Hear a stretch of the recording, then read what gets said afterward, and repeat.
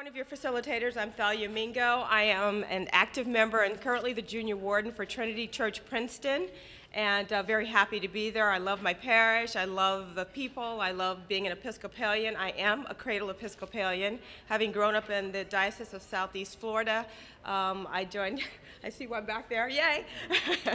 Also became a member of the Curcio community while I was there. Subsequently moved to Indiana, and Bristol-Myers relocated me here to the Northeast, where I currently work. I've been there for 18 years. And I'm going to now turn it over to Father Dave. Good morning, everyone. Good to welcome you today. So, yeah, I just started a new ministry as rector at St. Andrew's Episcopal Church in Mount Holly. Probably the most important thing I can share with you is that I am the husband of one wife, the father of 4 children, the grandfather of 7 children, soon to be 8. I know I don't look nearly old enough to have 8 grandchildren, but I am. Just one little interesting detail. I was ordained in the old Lutheran Church in America, now the ELCA, and my main claim to fame, probably, my 15 minutes of fame, was I was the first Lutheran pastor to be called to serve an Episcopal congregation after called to common mission. And that was up in Maine. I was serving a tiny little Episcopal church in Bridgeton, Maine. And I remember coming to church one Sunday morning, and there were 3 television crews there to interview me, to talk about this historic event in the history of Christianity. So that was back in the around 2000, after the call to common mission. I have been, since 2009, a member of the Diocesan Stewardship Commission, and I know, oh, there's Chuck, good. A lot of nice things were said about Chuck Perfader yesterday, but I will always be grateful because he extended an invitation to me to become a part of the Stewardship Commission back in 2009, and I think Chuck's greatest legacy will be his teaching about transformational stewardship here in the Diocese of New Jersey and, in fact, throughout the church. So I will always be grateful for Chuck for bringing me on board. Yes.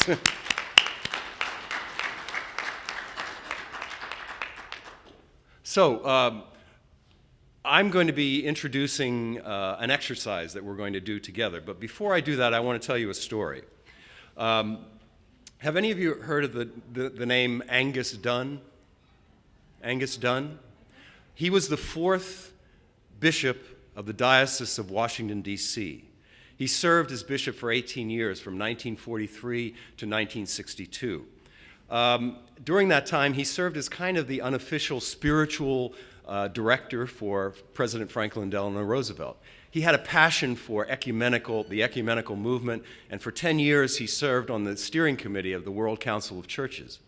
He was a very colorful individual, had a quick wit, and was known for his spontaneity and things like that. Occasionally, he crossed the line and was considered to be slightly irreverent for a bishop. So the story goes that one evening he was attending an ecumenical dinner in Washington, D.C., and seated next to him at the head table was a fiery young Baptist minister who happened to be the head of the temperance movement in Washington, D.C. at the time. So the steward came by and asked if he would care for a glass of wine with his dinner. So thinking that this was a teachable moment, he very dramatically turned his wine glass upside down, and in a voice that was loud enough for everyone in the room to hear, he said, "Sir, I would sooner commit adultery as drink a glass of wine." To which Bishop Dunn replied, "Well, so would I. I didn't know we had a choice."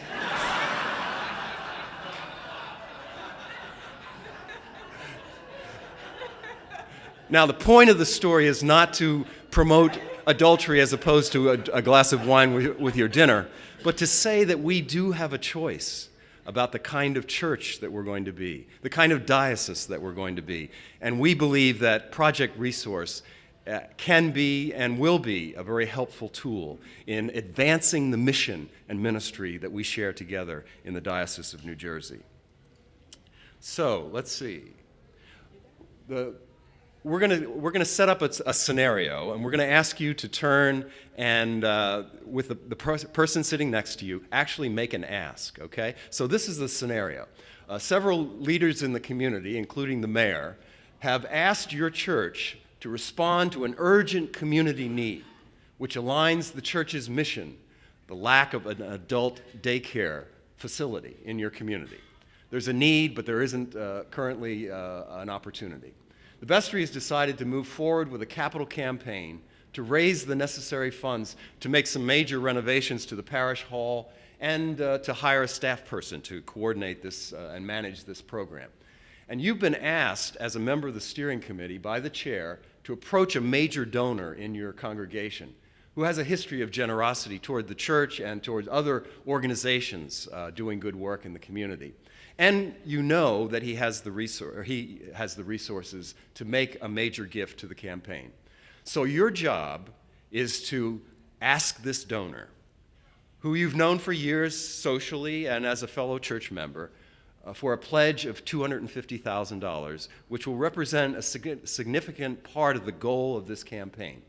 So we'd like to ask you to we're going to take about 10 minutes, so each one take turns making the ask, okay? So, go ahead. Go ahead. So we're gonna do a little feed response to the exercise, but before we do that, let me just say one of the things that I've learned in my professional life is that most people, most of the time, act their way into a new way of thinking rather than the other way around. And so this whole exercise was an attempt to give you an experience of what it would be like, possibly, to ask for a major gift from someone that you knew, a member of your congregation. Now, before we kind of do a little debrief, I want to tell you another story. This is not nearly as humorous as the first one.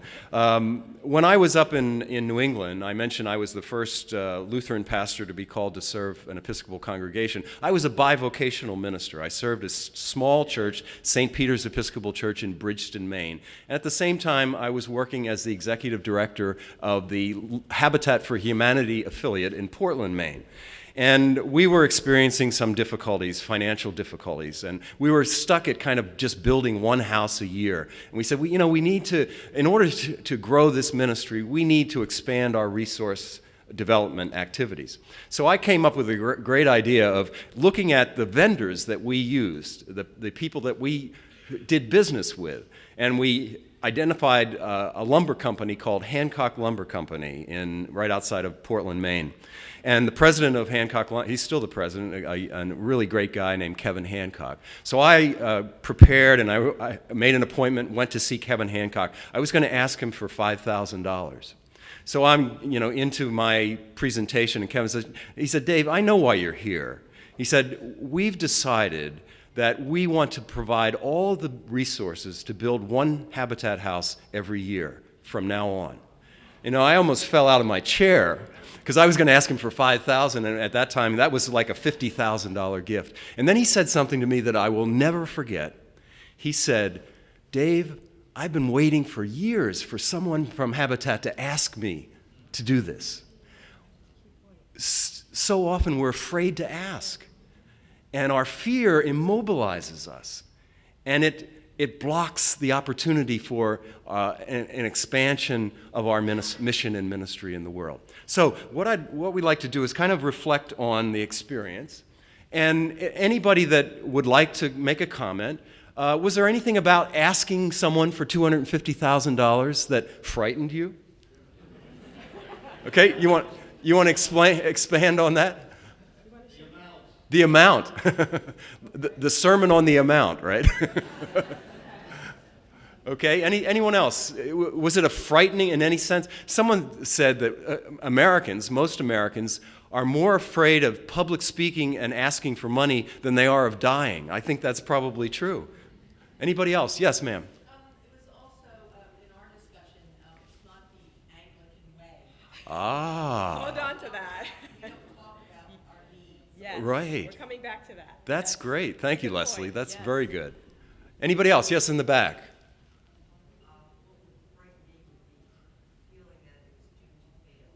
Ah. Okay. He said what frightened her was that it would be doomed to fail. Yeah. So it's the fear of failure. Yeah.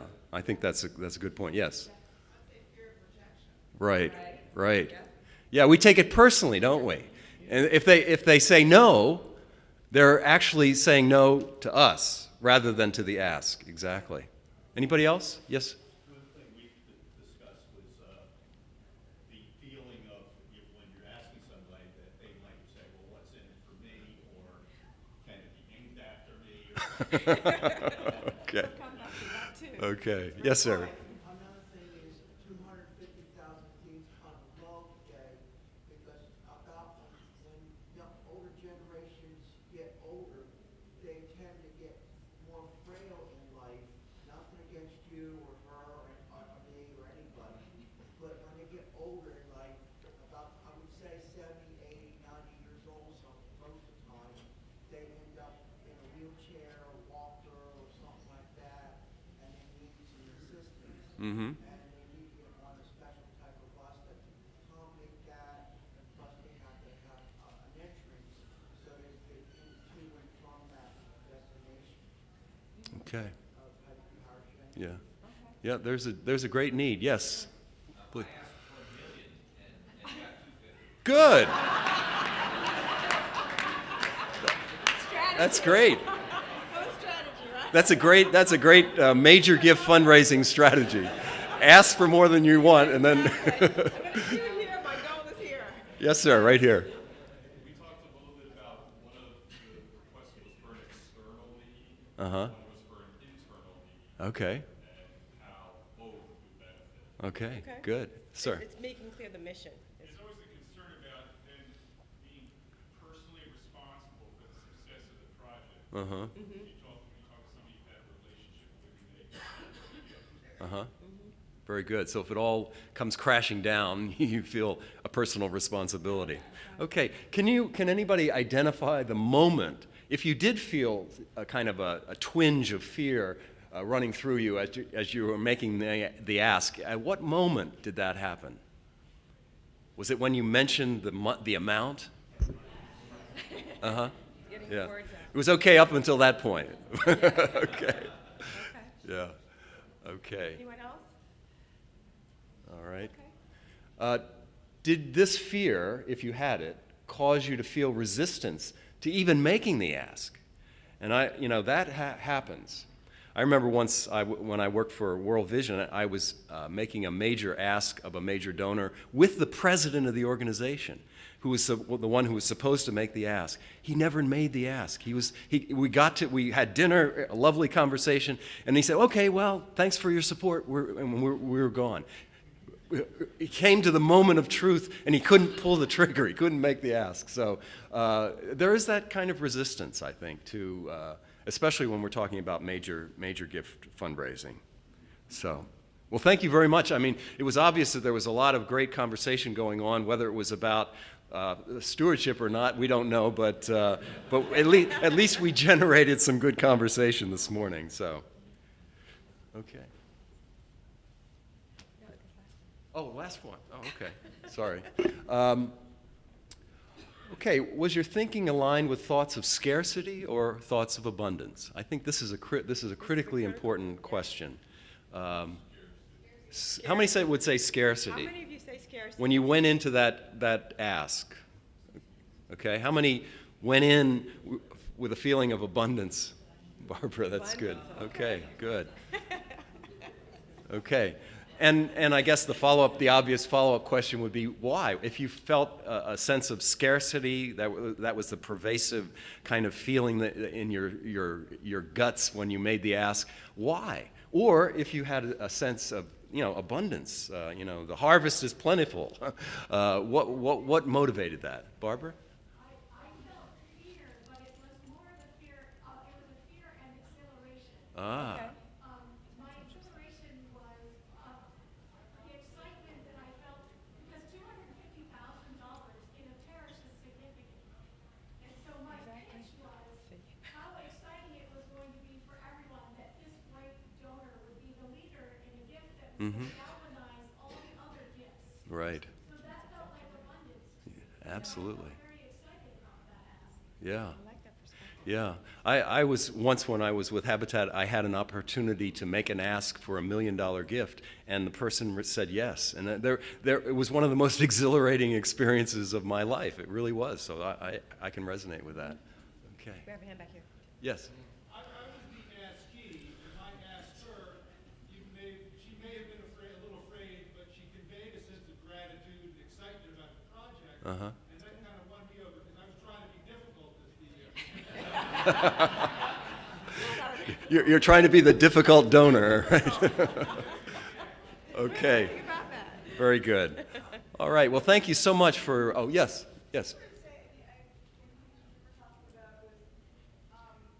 Sometimes one of the hard things for me to remember is it's an amount of money that seems like a lot to me Mm-hmm. is not a lot to someone else. Right. What I do, $250,000 is a huge amount of money, but I often have to, remind myself, well, that's not a lot of money. Uh-huh.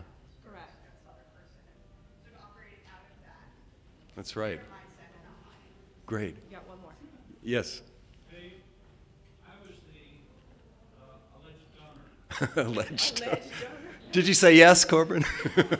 No. Let me go back to my foundation and see if we can come up with a fund. Okay. Good. And the person who was asking said, will you get back to me within a week? Good. Meaning that if I didn't, she would be following up with me.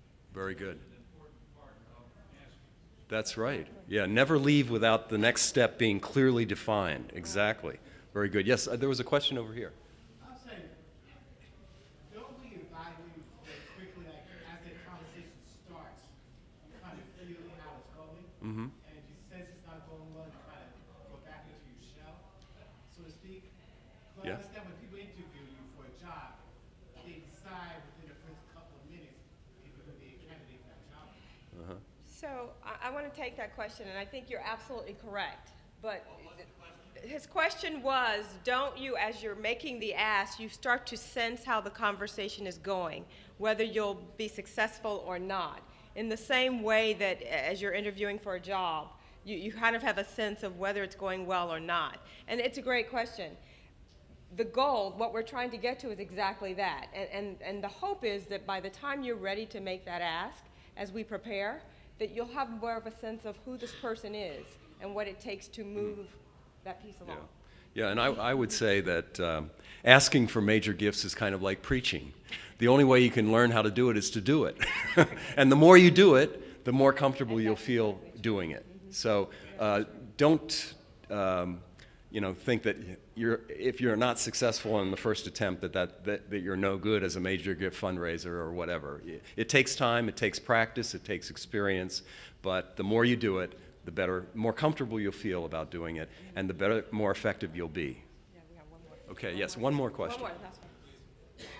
I believe that it's necessary to really cultivate the relationship. Mm, And it takes time. yes, Physical exercise, I understand the point. yeah, I believe it's important to note that any relationship with a major donor Yeah. or whoever the donors are takes time, has to be cultivated, and we will know in the right moment yes. rise to make the ask for a major gift. Exactly. That's a wonderful point that we, in a sense, almost have to earn the right to ask. And we do that by making the investment of time and energy in building and maintaining that relationship. Absolutely. Okay. Ready? Okay. So all of the comments, especially the last few, great setup for this particular cartoon, and it speaks to it speaks to the point that you have to know your audience and you have to know what you're asking and what the degree of sacrifice is going to be. So I think it speaks to your point very well. You have to cultivate and know. And you also have to know whether they're willing to make that sacrifice. That's the other piece. Okay? Okay. Okay. This is an icon, very, very famous icon. During Advent each year, John the Baptist comes storming out of the Judean wilderness, wearing animal skins and eating bugs and shouting at us, repent. Well, on the third Sunday of Advent in Series B, this verse of Scripture, John 1:23, is part of the gospel reading for that day. And I've always thought that it was interesting that when you look back in Isaiah chapter 40, actually the evangelist John doesn't tell it exactly like Isaiah tells it. Isaiah says, "A voice cries, 'In the wilderness, prepare the way of the Lord.'" But in John it says, "A voice crying, 'In the wilderness, prepare the way of the Lord.'" And I've always thought that was significant. So this icon kind of challenges us to think maybe about that gospel reading a little bit differently, and maybe even move the punctuation points from "a voice cries in the wilderness" to "a voice cries, comma, in the wilderness." Okay? So the point is that it's in the wilderness experiences of life, specifically, that we begin to prepare for the coming of the Lord. And, if I heard the bishop correctly yesterday, and I think I did, he said that 1/3 of our congregations in the Diocese of New Jersey are unsustainable. We are in the wilderness, ladies and gentlemen. And one thing that we've learned about stewardship is the old paradigm is not working any longer. We need something new. We need some new direction in terms of the ministry of stewardship. And that's really what Project Resource is all about. So we're going to do a prayer. Oops, didn't go. Go ahead. There we go. And I'd like for us to read this prayer in unison, okay? God of all power and mercy, give us grace and strength to bear the powerful witness of conversion which John the Baptist so courageously spoke to people in various wildernesses. It can be terrifying to be a witness of a message which calls people to conversion. It is also frightening to know that John was ultimately beheaded. And yet we see these wings of fire, and we know that God is with us as we do the prophetic work of calling people to an awareness of bounty and gratitude, away from fear and scarcity. Like John the Baptist, we face people who are confused and frightened. Give us the courage and conviction of John the Baptist as we lead the people of God to a deeper philanthropy. Amen. And we will be sharing this icon with those of you who attend if you'd like it. Okay, so what is Project Resource? We took you through this exercise and we took you through a lot of the conversation to get you ready for really defining and sharing with you what Project Resource is. It's a curated tool, just as it says. It consists of resources that provide a way for you to look at what's going on in your congregations, and then look at what you can do to grow, to fund the mission and the work that God has called you to do as a congregation. It is a significant change in the way we have traditionally approached stewardship in our congregations. It's a holistic approach, and it's a shift, a huge shift. Let me just say, and you'll hear this again throughout our presentation. We heard it when we were in Denver over and over. It was a mantra. Project Resource is not a program. It's a tool. It's a resource. It's curated resources that have been prepared for congregations to use. So please don't think of Project Resource as a new program that we're introducing in the Diocese of New Jersey. About another program. Or another new program, exactly. Right. It's a set of resources, and right. the resources are valuable resources that you can take back to your congregation and use them to adapt them to your context and make them work for you. Right. Okay? So you'll be hearing this again, but I just wanted to mention that. Nope, you're absolutely correct. And with that, you have diocesan leaders. There are 5 of us, and I'll introduce everyone as we get through the presentation, who are trained to help take you through these resources and help you identify what's most appropriate for your respective congregations. And they're web-based materials. There are all types of materials, again, that you can leverage to help support what you need to do within your congregations. The good news about this tool is it's not a one-size-fits-all. It helps you identify where you are today and then begin to look at the tools and say, where can I move? Where do I need to move? And then moving forward in that way. It does require some work on your part, though. You have to understand where you are as a congregation financially. You can't just come to the table and say, lay it out for me. There's some work on your part. So when we come together with you, we're going to come together with you asking a lot of questions about your current state. You've heard it said over and over for the last day and a half. Know your story. I'm going to stick to that part right now because that's really critical as you consider leveraging Project Resource. It's start where you are, enhance, improve, and add in some cases based on what your congregation is already doing. Move ahead. Okay? Just want to make, oops, Yeah, I went too far. make an appeal to complete the diocesan stewardship survey that you were all sent a couple weeks ago. So far, the response has been not real Strong. tepid. That's a good way Tepid. of putting That's a it. great word. Great word, tepid.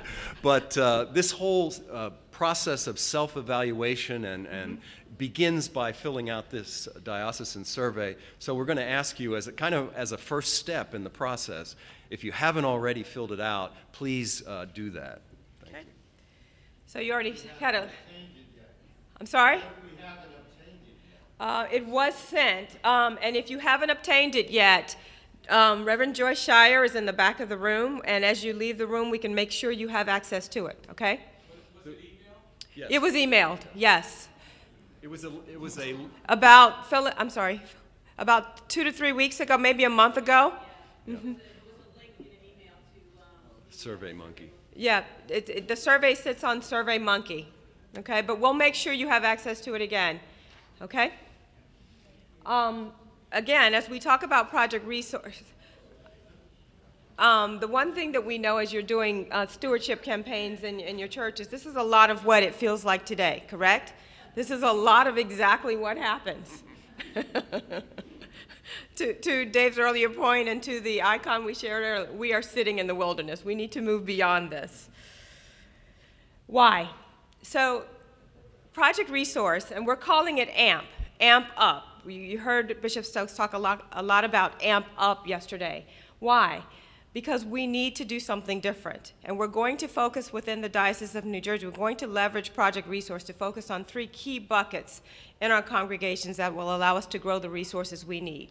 The A in AMP stands for annual giving. It's taking a look at our traditional stewardship campaigns and changing the moniker and saying, can this be something that's considered to be annual giving? Because foundationally, what we should be doing is looking at this to support the operational support of our churches. Major gifts. Again, looking at major gifts. Maybe you've never really done a major gifts ask, or if you have, it's been a while. It's taking a look at when and how you would institute a major gifts campaign. And then planned giving.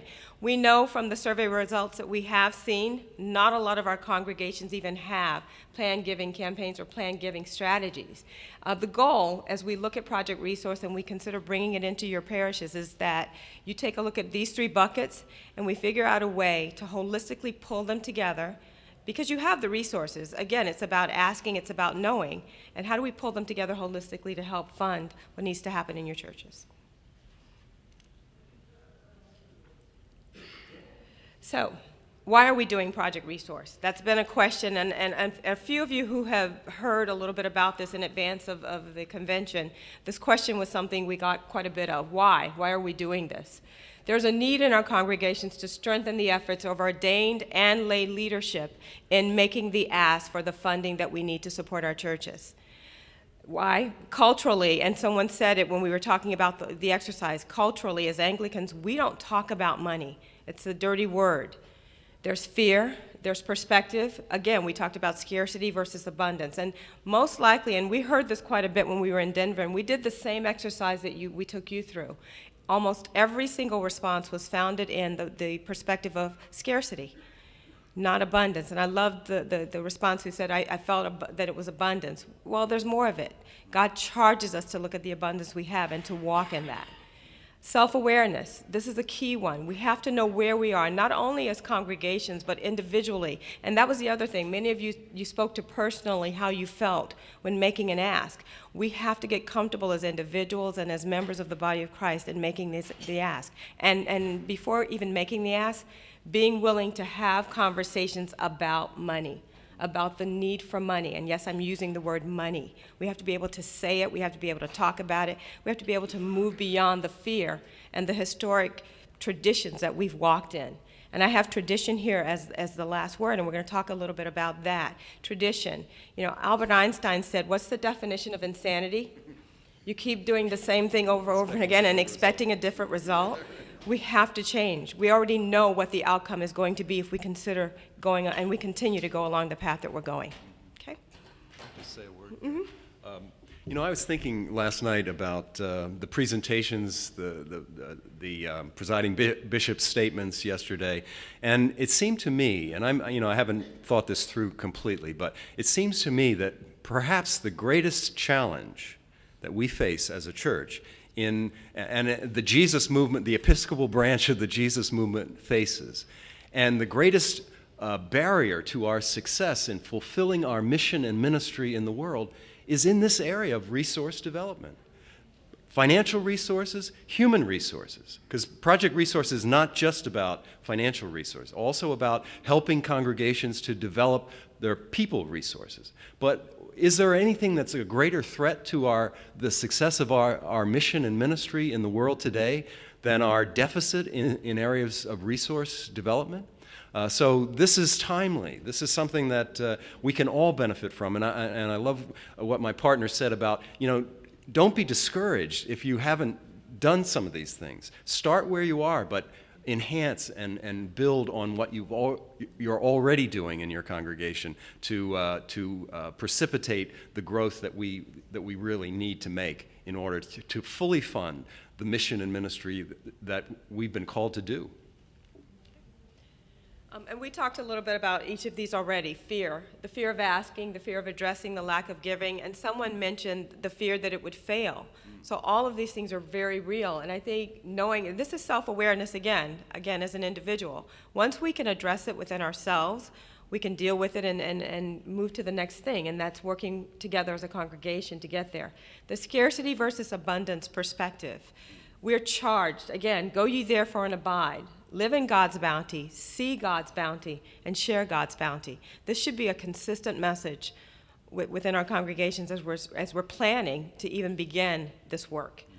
Self-awareness, we've talked about that. And then tradition. Here's something I'd like each of you to consider, and we can talk about it a little bit if you'd like. But why is fundraising a dirty word in the church? That's another thing about changing our perspective. When we say fundraising, and I see people react when we say that we don't fundraise in the church. We absolutely do. You fundraise for everything that you consider to be a mission or something that's important. Why is the church any less? Can I just mention something? I think the scarcity versus abundance is a critical piece, and that's maybe going to be the most difficult part of the old paradigm to change. And I often think about, the Matthew's version of the story of the multiplication of loaves and fish. What is the disciples' response when Jesus said, you give them something to eat? What do they say? We don't have anything. And that's that scarcity idea. We don't have anything. We've got this little kid that has 5 loaves and 2, but what good is that when you're trying to feed 5,000 people? But we need to get beyond that, and we need to see that there is an abundance there. And it's God's abundance, and we need to tap into that. And so this breaking out of this mold of looking at the world from the perspective that there isn't enough is a major barrier to our work. One last point, or 2 last points actually, to my partner's comment. He himself had a living example of if you don't ask, you don't receive. I think that's a key point. The story you shared about you were prepared for 5,000, you got 10 times that. Yes. So I think that's great. Something else to consider, because we don't like talking about money, we don't like saying the word money. Do you realize that money, Jesus talks about money over 2,000 times in the Bible? He talks about that more than anything else. What does that say? So something else to consider, and I'll let this hang out there for a minute.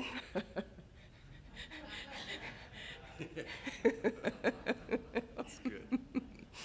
And this is usually the perspective that we have. It's already taken care of. We don't need to ask. It's already somebody else is going to do it. It's not necessarily true, but this is a lot of the perspective that we live with within our churches. Okay. So moving right along. This is, and we're going to share a little bit of data as we move now through this about what led to the development of Project Resource. And this is just one of many surveys that were taken and looked at as the tools were developed for Project Resource. But I thought this one was key for our discussion. In a national poll of Episcopal churches, when churches were asked to self-identify their cultures, as you can see here, and you probably can't read it, it's small, and I do have handouts that we'll share after the presentation, but the two highest characteristics that were chosen among Episcopal parishes, that they identified themselves as warm and caring communities, that they were friendly and welcoming to visitors. Overwhelmingly, those are the characteristics that parishes identified as, or congregations identified. It's an opportunity. As we look down, however, there's an opportunity within this graph where there's clearly some disproportionate self-ranking where it comes to making those folks who feel warm and friendly, transforming them into the body of the church and actually embedding them into the work of your churches, of the congregations. So pulling them into Christian formation, pulling them into the work of the congregation, pulling them into and having them become a part of the mission is very low. They're down at the 17, 19, and 23%. Very, very low and very disproportionate compared to the other two parameters. So there's opportunity here. And the one thing that's key, and we know this because we've seen it, is money follows mission. If you can clearly identify and pull those folks who feel warm and welcome in our congregations into the work and getting them committed to the work, the money's there. They'll commit to being a part of it and contributing to support what you're trying to drive. Can I just make a comment?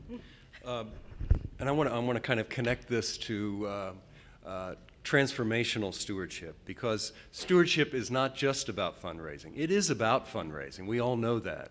But it's not just about fundraising. And maybe the most important dimension of stewardship, and the reason, aside from generating the financial resources that are needed to fund the mission, is what it means for individuals in their walk with Jesus, in their Christian formation, in their discipleship. I'm reading a book that Don Muller, who's the chair of the Diocesan Stewardship Commission, recommended, called Steward Shifting. And in that book, it's written by a Lutheran, but it's a good book. And in that book, he says, that from his perspective, that stewardship, education, and training has the greatest potential for encouraging Christian formation in the life of individual believers and in Christian communities.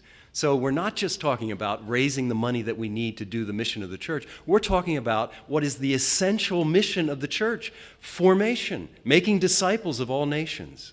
And so this lends itself very, very clearly to our primary work as Christian congregations, as the church, as the body of Christ, to be about encouraging formation of disciples. Okay. This is you. So, we talked about the survey that's out, and this is an image of what the survey looks like. This is the front page of the survey. Was sent to all congregations. We encourage you, if you have not completed it, to please go and complete it. Again, knowing your story, you can't start and effectively plan if you don't know where you are. And the purpose of this survey is to really have you take a deep dive look at the financial state, the historic financial state of what you've done, what currently exists, and it'll help you identify or start to lay the groundwork for your roadmap forward. Again, the questions are specifically designed to address the AMP buckets: annual giving, major gifts, and planned giving. Okay? So, we did get some completions of the survey. We had, of those who completed the survey, just to share a little bit of the results with you, 5% of the congregations who have returned their survey said that they have annual pledge campaigns that run for the year, full year. They're not seasonal. 30% said that they have solicited for major gifts within the last 3 years. and 15% have legacy or planned giving programs or campaigns currently in place. So again, small percentage of congregations that have responded, but these are the results so far. And the word you see here that's popping out on the screen, no matter what, where they've answered, there's opportunity somewhere in this process to grow and make your process more holistic. Okay? Okay. And this is how we work. This is exactly what we do. And it goes back to that spirit of doing the same thing over and over again. You get tools and we receive resources to help us do it better, do it more effectively, do it more efficiently. But we can't. We don't have time. We're so busy running the same way. So if you take nothing else away from this cartoon, it's take a step. And let's take a step and use the resources that we have. Yeah, so okay? the guy with the wheels is Project Resource. I know. That's us. Okay. So what's next? What do you do next to get us started? So there's sign-up sheets, and they're located at the corner of every row. We can start passing those around if you don't mind. If you'd like to contact one of us or have us contact you to begin, we are looking for parishes who would like to jump starting and get started with this effort, because we'd love to know where you are so we can start helping you.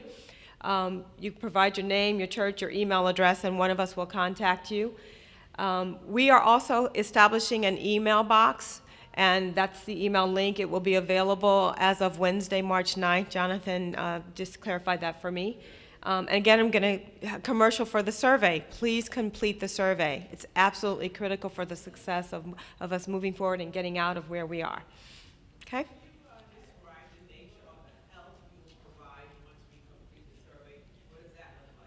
So what we do, we'll take a look at your survey results, and then there's a series of interviews, because we need to know what your plan is. Knowing what your survey results say, where do you see yourselves moving? And we'll start to work with you with laying out that roadmap, using those resources from Project Resource to help get you there. We'll also identify which of those pieces is most appropriate for you, knowing where you are today. Okay? So this is your Project Resource team. I'm Thalia Mingo. This is Reverend Dave. Joyce Shire is right here in the room. And Phyllis was here. I think she just walked out. And of course, everyone knows who Bishop Stokes is. So, okay? And we're here for you to contact. Yes? Is there a fee for you all to go out to the churches? No. We're here to help. Mm-hmm. I'm sorry? You're exactly right. Yeah. We're a part of the available resources. We're from headquarters, and we're here to help. You have to go there. Yes. Here we go. Mm-hmm. You're gonna, you actually, this is in the handouts. I'm giving you handouts. Mm-hmm. Mm-hmm. Yeah. Okay. And Joyce is walking around also with the card to the survey itself as well. Oh, dear. Oh, wow. Really? Yeah. So we want to make this announcement about the stewardship. Oh, I can. Yeah. Chuck just handed me a flyer that he put together. Your Diocesan Stewardship Commission is presenting a series of workshops on Saturday, April 30th, from 9:30 a.m. to 2:30 p.m. in 3 locations around the diocese. One is St. Luke's in Gladstone, St. Matthew's in Pennington, and Holy Trinity in Ocean City. And the topics that are going to be discussed are discovery of New Consecration Sunday, discover New Consecration Sunday, take advantage of the TENS materials, the Episcopal Network for Stewardship, and generational giving and e-giving. So it's just another opportunity for the congregations in the diocese to increase their stewardship awareness and develop new programs that will more effectively raise the resources that we need. So keep that in mind. Saturday, April 30th, and the 3 locations again, St. Luke's, Gladstone, St. Matthew's, Pennington, and Holy Trinity, Ocean City. Do we want to open up for any questions? Yeah, or absolutely. Yeah, we've got a couple of minutes. We've got a few questions. Any questions? Yes? I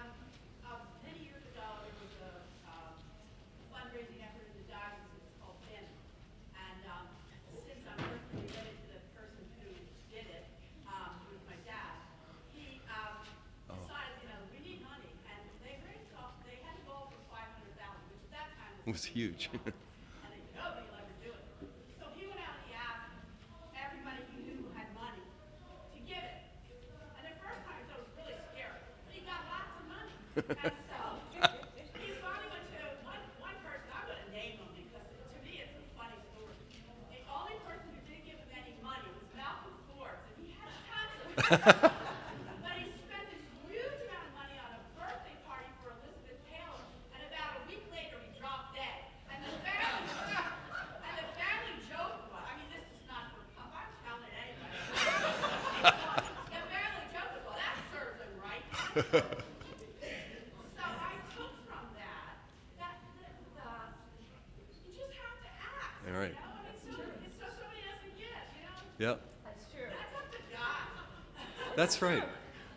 Yeah, that's a great point, because I think it's all about our attitude going into the ask. Exactly. You know, I always felt as a major gift fundraiser that I was giving people an opportunity to invest in something that was good, Habitat, World Vision, the mission of the church, something that was good and lasting and sustainable and was making a difference in the world. Right. So it wasn't like I was asking them for, I was inviting them to invest in something positive, something good, something life-giving. And so it made all the difference in the world for me as a fundraiser, going in, seeing that my job was inviting people to invest in something that was really a very positive thing. So but our attitude going forward is very, very important. Any other questions? Yes? You know, a lot of homeless people and people are getting homeless and stuff like that. They're afraid to ask you. Mm-hmm. The same situation where they get put out Right. unintentionally. They don't have the funds to pay the rent or something like that. Uh-huh. And then they get put out, put on the street, and they don't want to ask where the shelter's at. Mm-hmm. Look for information about the shelter and things like that. When they get to the shelter, they find out they get a bad attitude and they get shunned by the people who are in the shelter and stuff like Yeah. that. Like stealing food, stealing this, Yeah. stealing that. Yep. It's like that situation. Yep. I read a book some time ago called Conversations with God, and the author made a claim that I've always remembered. He said, every human decision, every emotion is based on one of two human emotions, either fear or love. And so when we operate out of fear, we tend to make bad decisions, I think. So, but thank you for that comment. I appreciate it. Okay. That's Yes. good. You told the story earlier about going out to dinner and not making the ask. Yes. Would you have more than one person on your team ready to pick up the other person? Yes. That's why I was there, but when the president didn't make the ask, I thought, well, maybe there's something I don't know that he knows or whatever. But yeah, it's always a good idea. I think there was a reason that Jesus sent the disciples out in pairs, because you can, like we're doing this morning, we can support each other, we think of things. So yeah, I think every major gift ask should be at least two people. You don't want to overwhelm them with, the whole vestry going or something like that. But yeah, at least two. Great point, yes. We are at time, and I want to be conscious, so I want to say thank you for your, yes. We do not have more, but the presentation, we can make sure the presentation is also posted to the site, so sorry that we ran out. Okay. If you'd like to give me your email as you're leaving, I can make sure you get it. Okay. Oh, great. Thank you. Yes. Okay, thank you very much.